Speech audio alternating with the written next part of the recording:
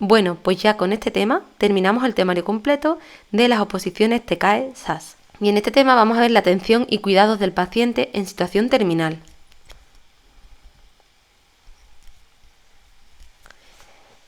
Bueno, pues para conocer un poquito acerca de los principios de los cuidados paliativos, nos vamos a remontar a la década de los 60, cuando Cicely Saunders fue la que inició el movimiento moderno de esto de los cuidados paliativos.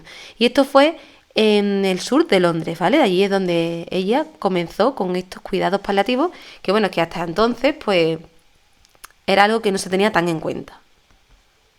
Acordaros del nombre de Cicely Saunders porque ha aparecido en algún test de otros años anteriores, ¿vale? Y vamos a ver qué es lo que tenemos para tratar en este tema. Pues son, por un lado vamos a ver definiciones, conceptos, objetivos, principios básicos, derechos, cuidados de enfermería, el dolor, la comunicación, el duelo, los cuidados post-mortem y el amortajamiento. Bueno, todo esto, ¿vale? Hasta aquí, hasta el duelo, será todo en cuidados paliativos.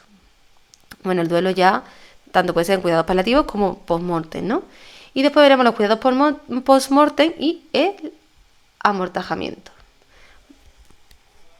Vamos a comenzar con algunas definiciones que yo creo que tenemos que tener claras para poder trabajar bien el tema.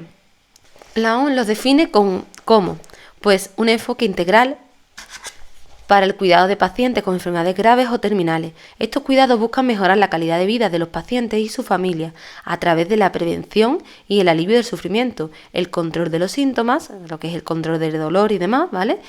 La consideración de aspectos psicosociales y espirituales y la promoción de la toma de decisiones informadas. Además, los cuidados paliativos se centran en un enfoque interdisciplinario y la colaboración de un equipo de profesionales de la salud para brindar apoyo físico y emocional a los pacientes, independientemente de la etapa de la enfermedad en la que se encuentren. Otro concepto que quería que viéramos es la situación terminal. La situación terminal es un momento de mucho sufrimiento y que conlleva una gran demanda asistencial.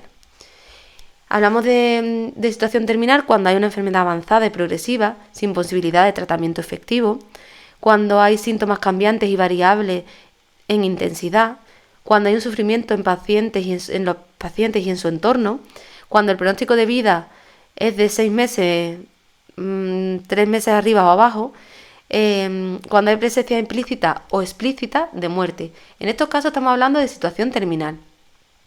Y por otro lado, vamos a ver la enfermedad avanzada. Es un estado crítico grave del paciente y que conlleva un deterioro de la salud y una probabilidad alta de evolucionar hacia la muerte. O sea que este paciente con una enfermedad avanzada es muy probable que evolucione hacia la muerte. Ahora vamos a ver algunos conceptos. Antes hemos visto definiciones y ahora conceptos. Pues hay conceptos que son fundamentales que debemos de entender, como es, por ejemplo, la eutanasia. ¿Qué es la eutanasia? Es la acción de provocar la muerte de una manera intencionada pero compasiva a una persona que padece una enfermedad terminal o sufre de dolor extremo con el objetivo de aliviar su sufrimiento, ¿vale? La eutanasia siempre es con el fin de aliviar el sufrimiento de la persona y de una manera compasiva. ¿Y la distanasia? Pues la distanasia es la prolongación innecesaria del proceso de morir, mediante la aplicación de medidas médicas extraordinarias que no benefician al paciente terminal y que solo sirven para prolongar un sufrimiento cuando realmente ya el paciente no hay manera de que recupere sus funciones vitales como tenía antes, ¿vale? Entonces la distanasia, para que os quede claro, es la prolongación innecesaria de la vida de un paciente terminal. Y la ortotanasia es la práctica de permitir que una persona muera de manera natural, sin intervenir de ninguna manera extraordinaria, respetando un proceso natural hasta el final de la vida y proporcionando cuidados paliativos para aliviar el sufrimiento. Aquí no se interviene para nada, solo intentamos aliviar el sufrimiento de la persona y que, bueno, su naturaleza diga el tiempo que tiene que durar. Vamos a ver unos objetivos que tienen los cuidados paliativos.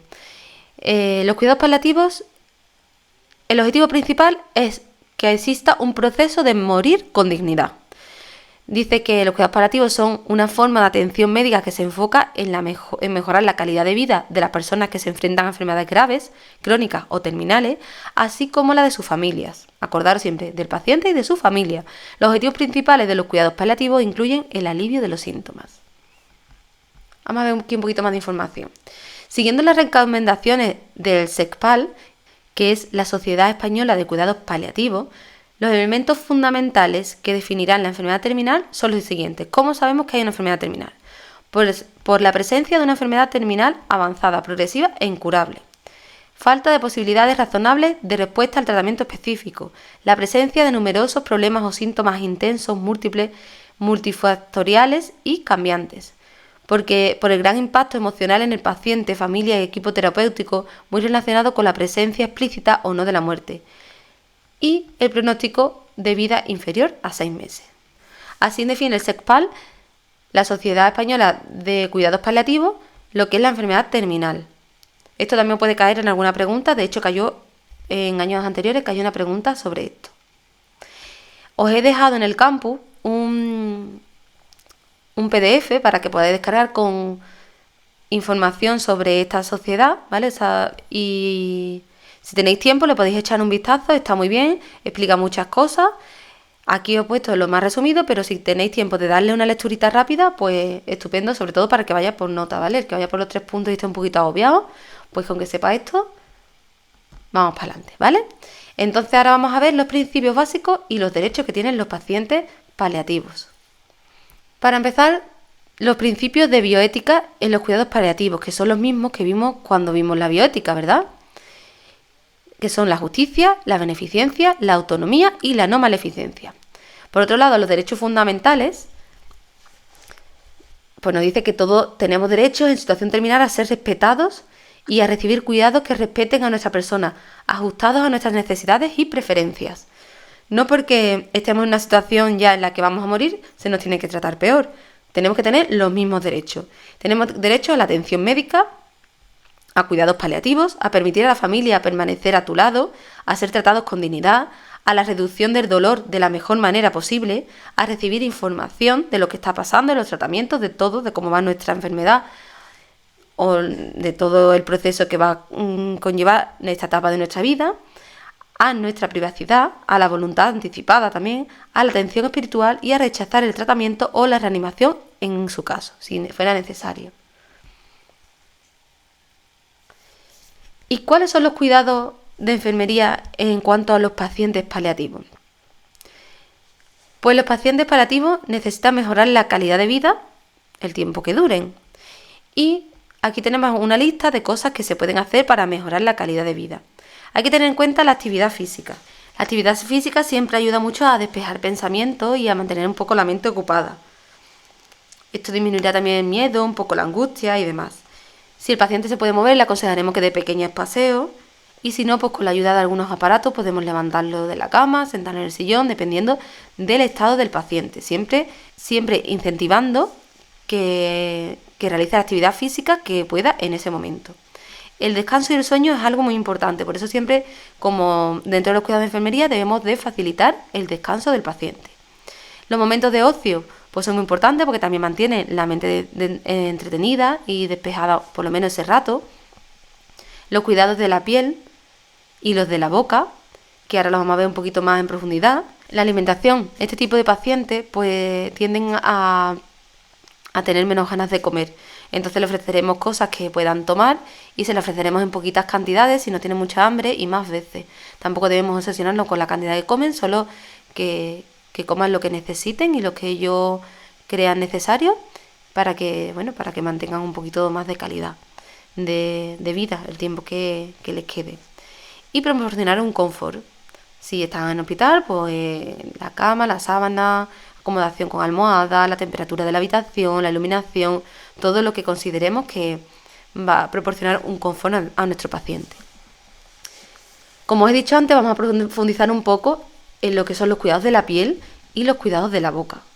En cuanto a los cuidados de la piel, tenemos que tener en cuenta si estamos tratando una piel húmeda, como por ejemplo zonas genitales y donde haya pliegues cutáneos, que tendremos baños de corta duración con jabón de pH neutro y secaremos con una toalla suave.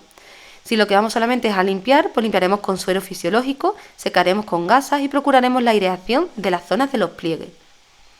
Si por el contrario la piel del paciente es una piel seca, pues veremos que hay una descamación de la queratina de la dermis y realizaremos baños igualmente con jabón de pH neutro y secaremos con toalla suave. Después podremos aplicar cremas después del baño, emolientes como la vaselina o aceite, o suaves ricas en lanolina. Existe también otra forma de hidratar la piel o la zona que esté más descamada, aplicándonos apósitos, que puede ser una compresa mojada que se aplicará en la zona de descamación durante unos 20 minutos aproximadamente. En cuanto a los cuidados de la boca, que también es una zona que sufre mucho en los pacientes paliativos, pues si tenemos una boca seca, esto suele ser una serostomía y es muy frecuente en enfermos terminales. Y esto da lugar a una halitosis, da dificultad para tragar y masticar, dolor, disminución en el sabor. ¿Cómo lo trataremos? Pues se realizará una higiene con enjuagues desbridantes y luego se cepillarán los dientes. La producción de saliva, ¿cómo la aumentaremos? Pues chuparemos caramelo, sin azúcar, fruta, por ejemplo, masticar trocitos de piña, eso siempre ayuda, ¿vale? Eso lo podéis ver también en el PDF que tenéis en el campus para descargar, ¿vale? Las cosas que podéis hacer para ayudar cuando haya esta sequedad en la boca. Hidratar, ¿cómo hidratamos? Pues aumentamos la ingesta de líquidos. Cuando por el contrario encontramos infecciones, ¿qué tipos de infecciones nos vamos a encontrar en la boca? Bueno, por el contrario, o aparte de la sequedad, también podemos tener infecciones. Las más frecuentes, por ejemplo, por hongos, son la candidiasis común. Las víricas más frecuentes son el herpes simple. Y después también podemos encontrar infecciones bacterianas. Bueno, estas son cosas para que tengáis en cuenta de las que podemos encontrar en la boca del paciente de paliativos. Ahora vamos a ver el dolor. La definición, según la International Association for the Study of Pain, nos dice que es una experiencia emocional y sensorial desagradable, asociada o no a una lesión tisular, o que se describe con las manifestaciones propias de tal agresión. Podemos encontrar distintos tipos de dolor, según su evolución y según el punto de vista fisiopatológico. Según su evolución puede ser un dolor agudo o crónico. El dolor agudo es aquel que aparece tras una lesión. Es un dolor en un momento puntual. Y el crónico es el dolor que persiste en el tiempo. Según el punto de vista fisiopatológico, pues tenemos el dolor neuropático, que es somático o visceral, y el dolor nociceptivo, que es un daño en el sistema nervioso central. Para medir el dolor tenemos varias escalas de valoración, que los profesionales de la salud utilizarán para evaluar y medir la intensidad del dolor que una persona está experimentando. Algunas de estas escalas más comunes incluyen estas que tenemos aquí, ¿vale? Vamos a ver la escala numérica del dolor. Esta escala le pide al paciente que asigne un número del 0 al 10 para indicar la intensidad del dolor, siendo 0 sin dolor y 10 el máximo. Es simple y se utiliza mucho, es ampliamente utilizada. Después tenemos la escala visual analógica, que consiste en una línea horizontal de unos 10 centímetros de longitud donde un extremo representa sin dolor y el otro el dolor máximo imaginable. Pues el paciente va a marcar un punto en la línea que mejor representa su nivel de dolor, ¿vale? Dentro de la línea está la parte sin dolor y la de con dolor y le pediremos que señale cuál es el porcentaje de dolor que tiene. Tenemos la escala verbal también descriptora, que esta se compone de una serie de palabras que describen diferentes niveles de dolor, como sin dolor, dolor leve, dolor moderado, dolor severo y dolor insoportable. El paciente elige una palabra que mejor describa su experiencia. Por otro lado tenemos la escala facial de Wombacher y es especialmente útil en pediatría. Presenta caras con expresiones faciales que van desde una sonrisa sin dolor hasta el llanto, que es el dolor máximo. El paciente, especialmente niños, elige la cara que mejor representa su nivel de dolor. Y por último, la escala de Dr. McGill, también conocida como MPQ, es más detallada y utiliza una combinación de palabras descritas y categorías sensoriales para evaluar el dolor. Se utiliza en entornos clínicos y de investigación. Bueno, tenemos que tener claro que es importante, ¿no?, destacar que estas escalas son subjetivas y depende de la autopercepción del paciente, de cómo el paciente se sienta. El dolor, a la hora de medirlo, es un poco difícil porque cada uno siente el dolor de una forma. Pues bueno, ¿cómo podemos controlar el dolor? El control del dolor se puede realizar de distintos modos y no solo tiene que ser mediante medicación. Hoy en día se empiezan a emplear técnicas como la relajación, la acupuntura, musicoterapia Y también este tipo de técnicas se incorporan a los tratamientos que existen de medicación.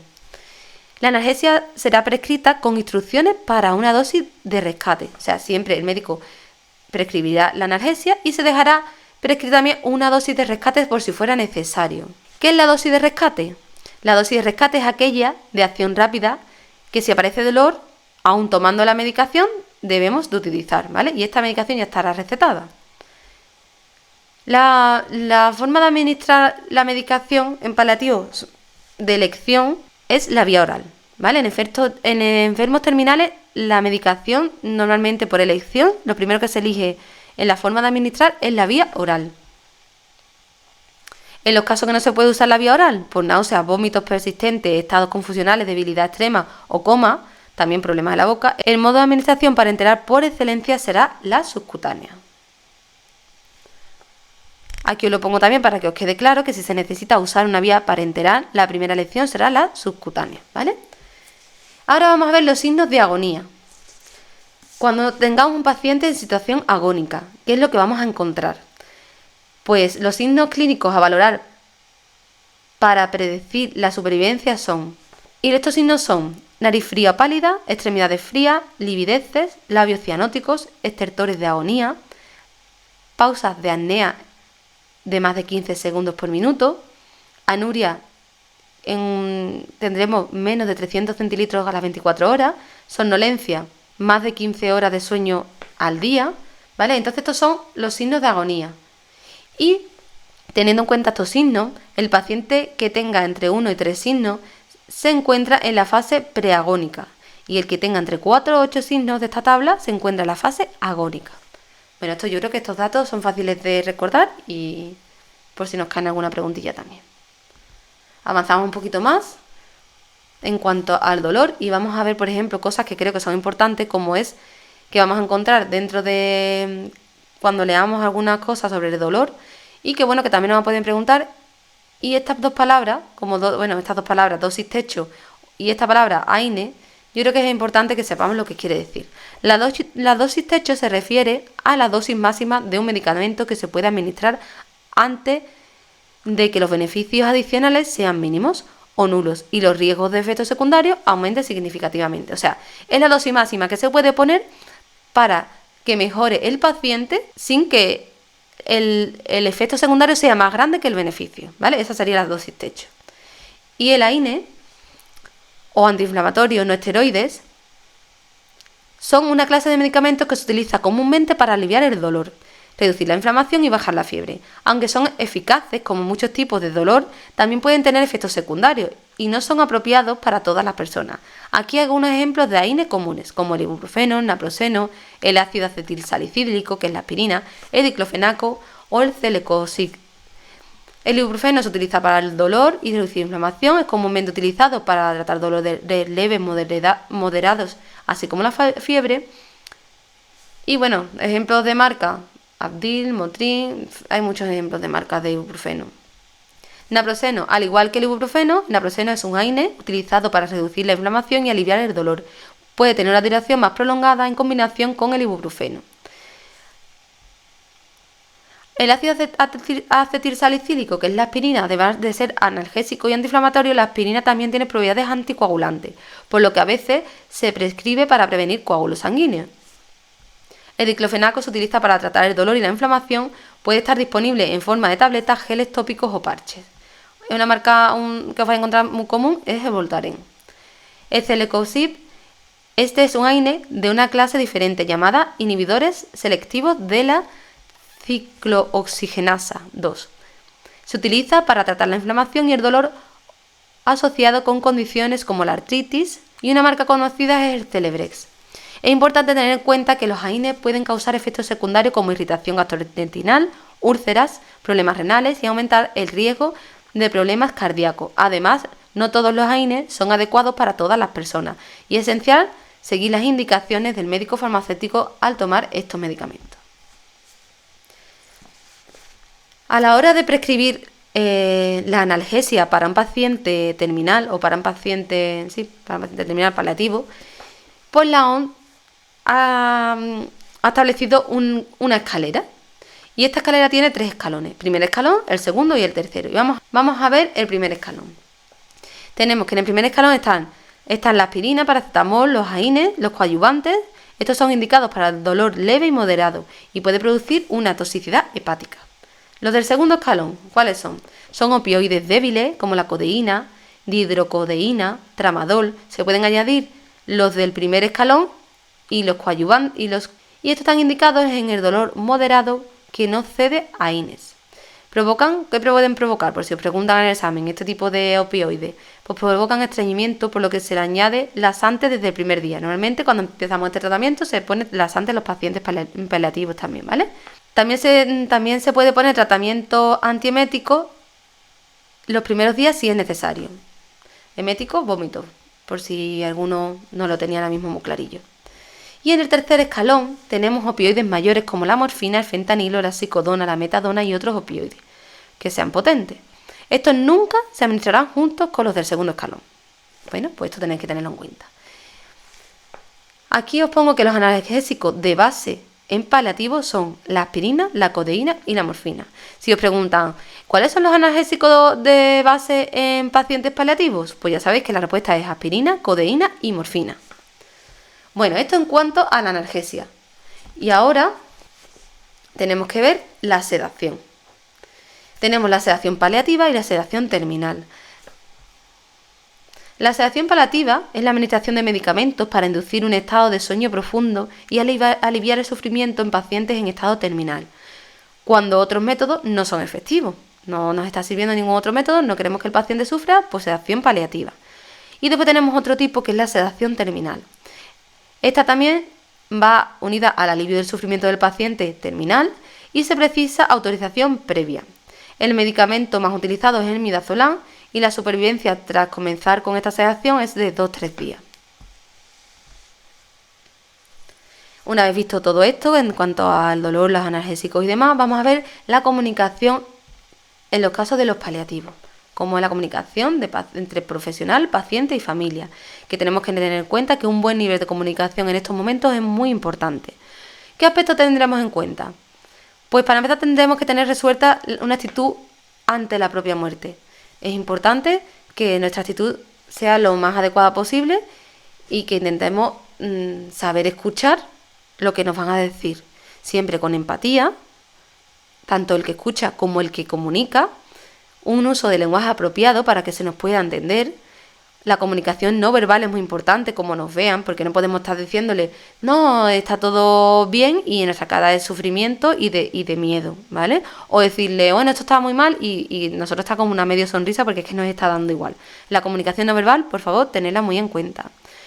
Y esto va unido también al respeto, evidentemente. Ser flexibles en el trato.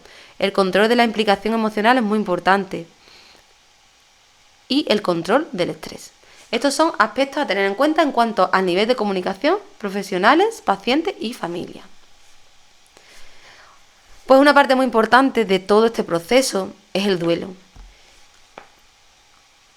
Y el duelo es un proceso emocional que experimentamos en respuesta a una pérdida significativa y suele atravesar 4 fases. Estas 4 fases también las vais a encontrar en el documento que os he puesto en el campus, pero aquí os lo pongo esquematizado. La primera sería la fase de embotamiento, que no os he puesto el 1, pero sería la primera. La 2, la fase de anhelo y búsqueda. La 3, la fase de desorganización y desesperanza. Y la 4, la fase de reorganización. Embotamiento, fase de embotamiento la primera, no te lo puedes creer. La fase de anhelo y búsqueda, estás intentando buscar una solución. En la de la desorganización y desesperanza, pues como que ya te da todo igual, lo das todo por perdido. Pero luego llegas a una fase en la que reorganizas y en la que te das cuenta que, bueno, aceptas lo que está pasando y asumes lo que va a pasar. Bueno, parece muy simple decirlo. En ese momento entiendo que es el que llega ese momento. Bueno, pues la fase del duelo, según Elizabeth Kubler, son fases de negación y aislamiento, fase de indignación e ira, fase de pacto y negociación, fase de depresión y fase de aceptación y paz. Es prácticamente lo mismo que aquí. Tenemos la fase de negación y aislamiento. Nos dicen que nos estamos muriendo y nosotros no queremos, no lo aceptamos, no nos lo creemos.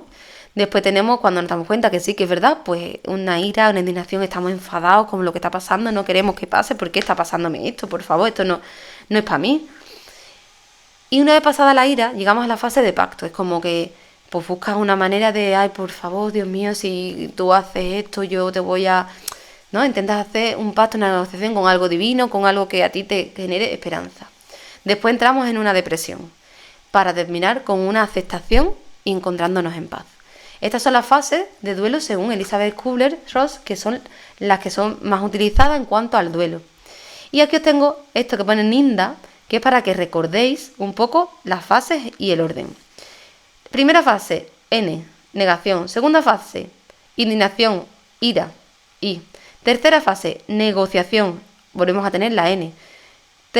Cuarta fase, depresión, la D. Y la última, aceptación, la A, Ninda. Si nos acordamos de estas 5 letras, en este orden tendremos el orden de las fases del duelo, ¿vale? Es una manera que, bueno, que se me ha ocurrido así rapidita para que memoricemos estas 5 fases del duelo según Elizabeth Kubler.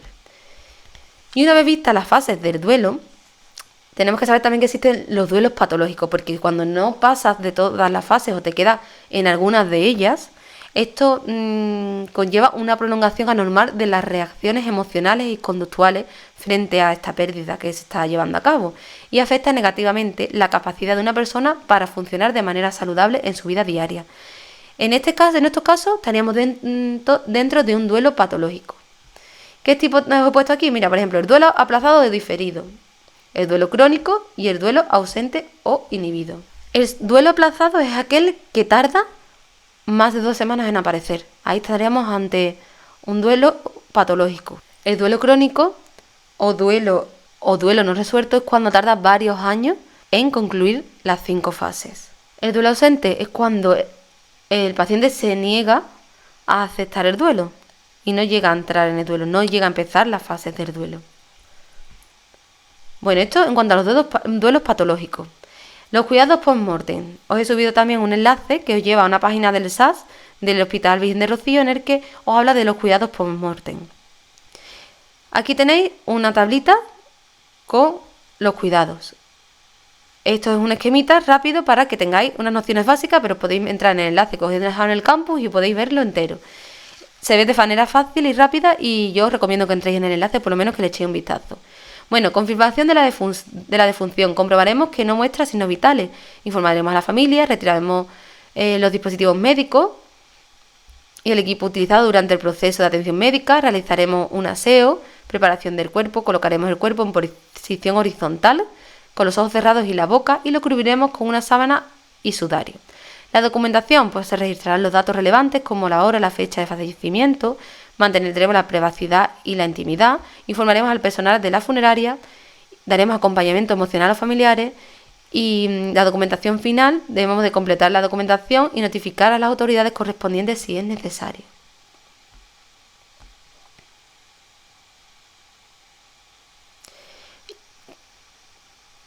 Aquí tenemos esto que también es importante, que son los signos precoces de la muerte, y estos signos son pérdida de la conciencia, falta de respuesta a estímulos externos, respiración irregular o ausente, ausencia de latido cardíaco, palidez y enfriamiento de la piel, pupilas dilatadas y no reactivas.